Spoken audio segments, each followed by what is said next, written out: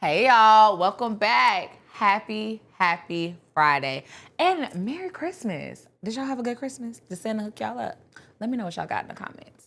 But anyway, as we talked about last week, we are stepping into part 3 of how to find a therapist and what to expect. So this week we are gonna speak on your first session.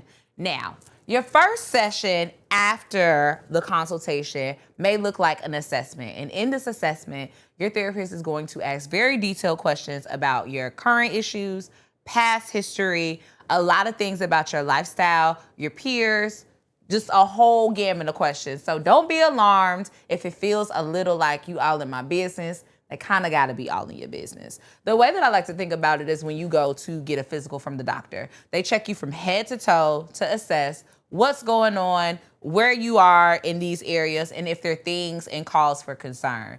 And therapy assessments are very much so similar. So we want to make sure that we are properly understanding everything that is happening so we can properly diagnose and treat whatever is happening for you. In this moment too, again, if you have questions, if there are things that you don't feel comfortable speaking on, that is also your choice and right to do so because you want to feel the most comfortable and the most safe.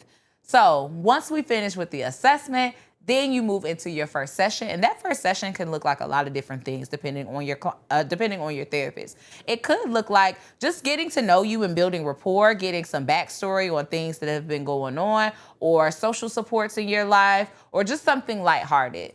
Me, on the other hand, I like to get all nitty gritty in detail. So my first session looks like doing a timeline of your life event as a homework assignment.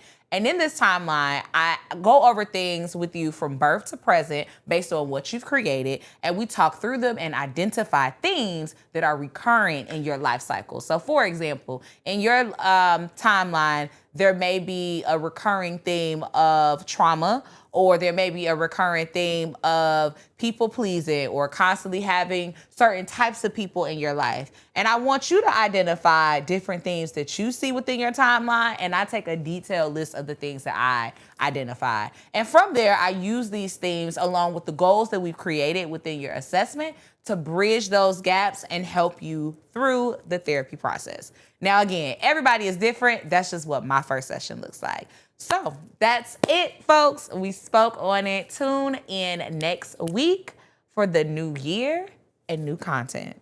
I'll see you soon. Bye.